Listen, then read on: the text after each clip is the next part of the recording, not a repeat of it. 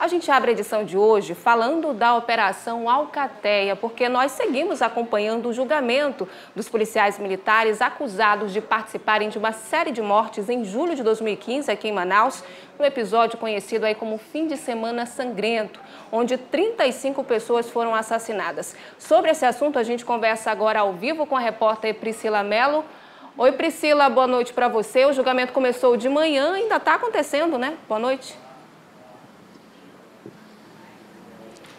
Oi, Rose, boa noite a todos que acompanham a Crítica na TV.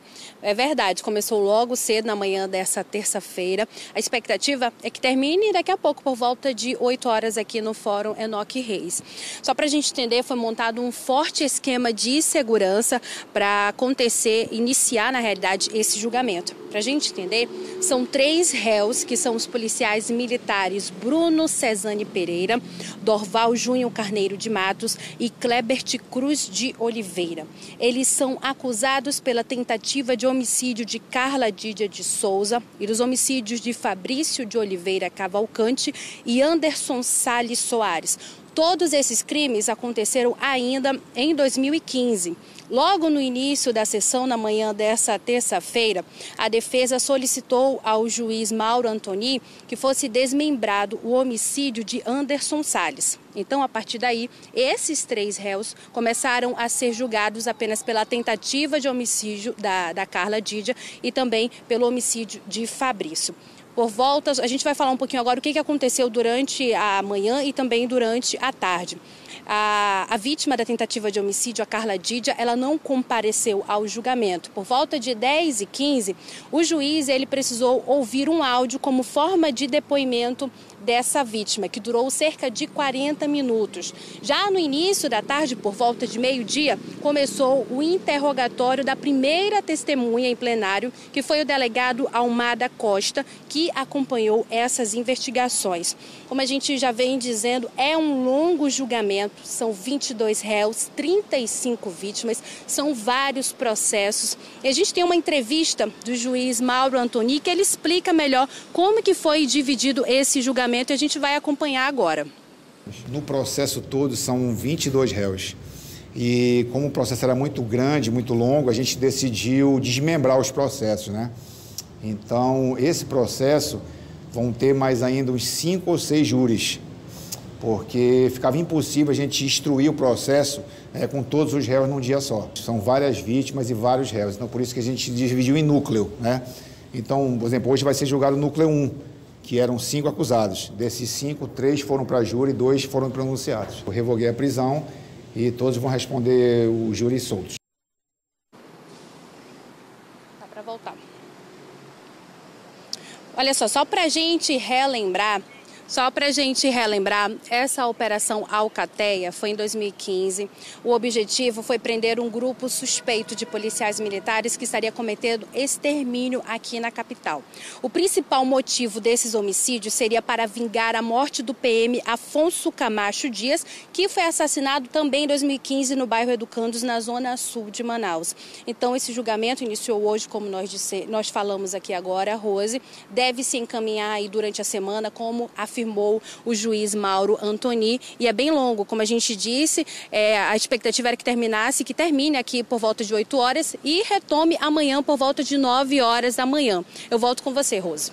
Obrigada, Priscila, pelas suas informações. Claro, a gente vai seguir acompanhando esse caso, né, que é muito importante. Toda a programação da TV A Crítica vai estar ligada aí nesse caso. Amanhã, com certeza, a gente vai ter mais informações e a gente volta a se falar daqui a pouco, então, viu? E foram lançados hoje os editais do vestibular e do sistema de ingresso seriado da Universidade do Amazonas. As inscrições vão até o dia 30 de agosto, mas os candidatos precisam ficar atentos ao prazo para o pagamento da taxa. Este ano são 3.148 vagas para 37 cursos oferecidos na capital e também no interior. O acesso pode ser pelo vestibular macro ou sistema de ingresso seriado, o SIS. As provas estão previstas para serem aplicadas em outubro. O sistema de ingresso seriado é uma prova que é feita ao término do primeiro ano, do segundo ano e do terceiro ano do ensino médio. Essas 3 provas são somadas e dão um resultado que irá significar a classificação do aluno em relação a todos os outros alunos candidatos do sistema de ingresso seriado. Então, esta é uma modalidade de ingresso. A outra modalidade é o processo macro, é o vestibular, propriamente dito. Naturalmente, um candidato que está no 3º ano do ensino médio pode candidatar-se às 2 modalidades. Os editais do vestibular e do CIS já estão disponíveis no site da UEA. As inscrições começam no próximo dia 5 de agosto e vão até o dia 30. O valor do macro custa R$ 100 e do CIS, R$ 70. O prazo para pagamento é até o dia 2 de setembro. A isenção existe um calendário, é preciso que fique atento ao portal da UEA, o www.ea.edu.br, e acompanhe o período de isenção que acontecerá ainda agora no mês de julho e agosto. A divulgação do resultado final do vestibular acontece no dia 17 de dezembro. E os professores da rede pública vão poder trabalhar no Exame Nacional do Ensino Médio de 2019. O INEP, responsável pelo Enem, está selecionando docentes das redes estadual e municipal para atuarem aí na rede nacional de certificadores. Os interessados precisam se inscrever até o dia 22 de julho pela internet. Servidores públicos federais também podem se inscrever. O trabalho dos professores é remunerado e para cada domingo de prova é pago R$ 342.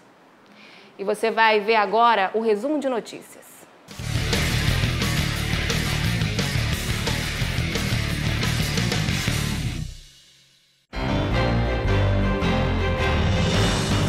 O Grupamento de Manejo de Artefatos Explosivos da Polícia Militar desativou hoje de manhã uma granada encontrada em uma mochila no bairro Monte Sinai, na zona norte de Manaus. O local teve de ser interditado até a operação ser concluída. Agora, as investigações são para saber a origem do artefato. Em Maués, em 2 dias, quase 1 quilo de drogas e suspeitos de envolvimento com o tráfico foram presos durante a Operação Predador 2. As ações vão durar toda a semana. E o Detran está oferecendo 200 vagas para atualização e especialização nas áreas de transporte escolar, inclusive para monitor, além de veículos de emergência. A intenção é reforçar a segurança e regularização dos condutores desse tipo de transporte. Os interessados podem ir diretamente ao Detran na Avenida Mário Ipiranga ou consultar o site do Departamento de Trânsito do Amazonas.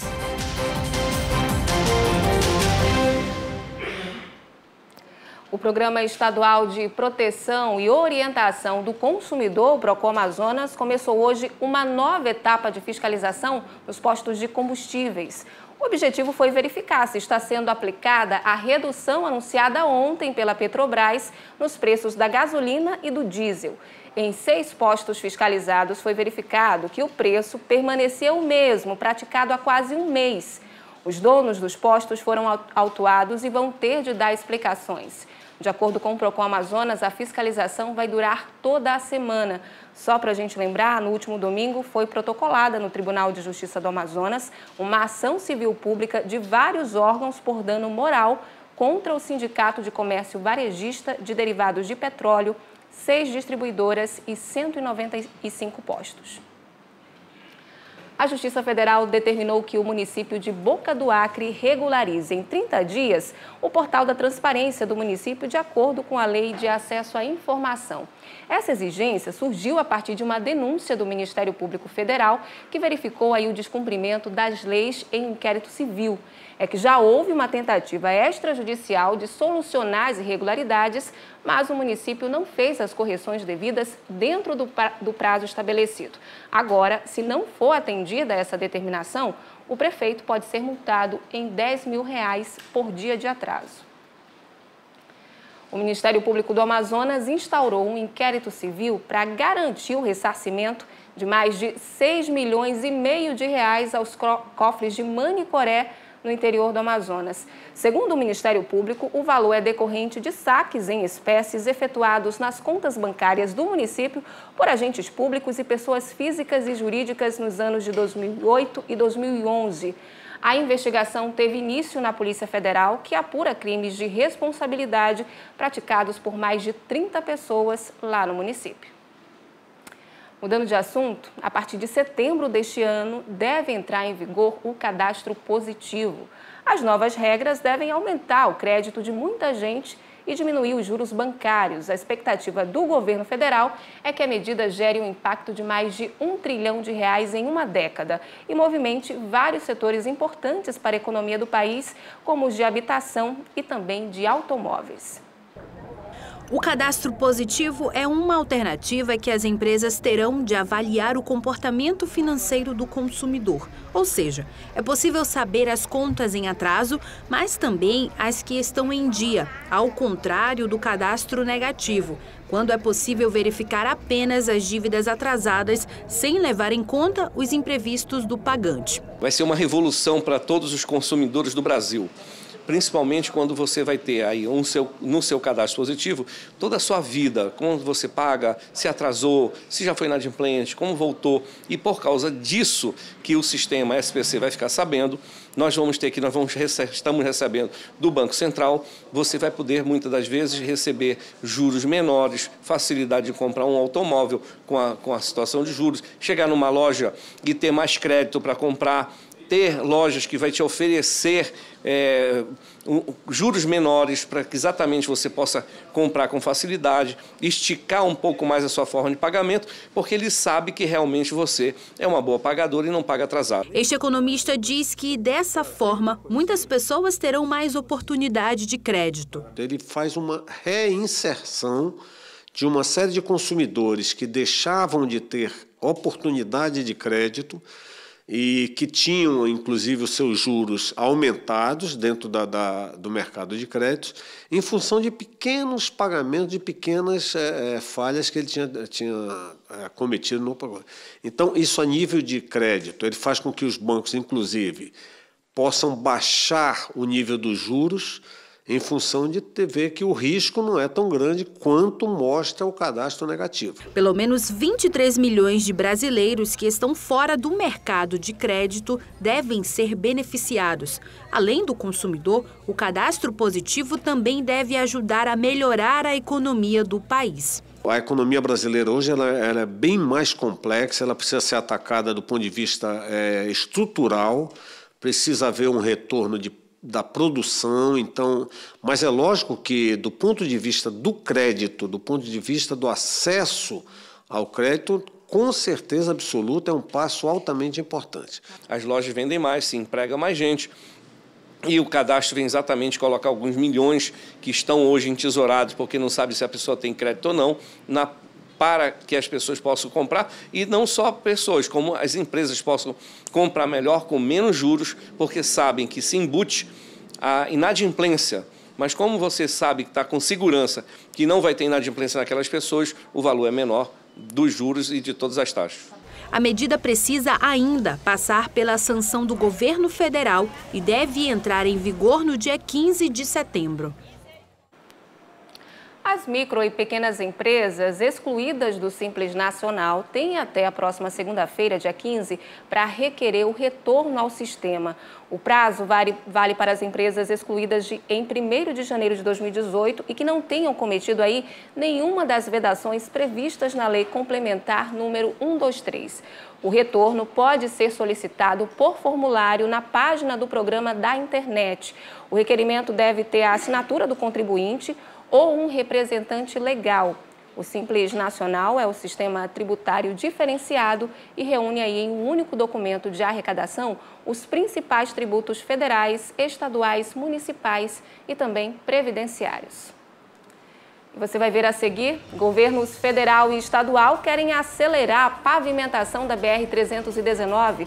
A gente conta os detalhes para você daqui a pouco, agora são 7h47.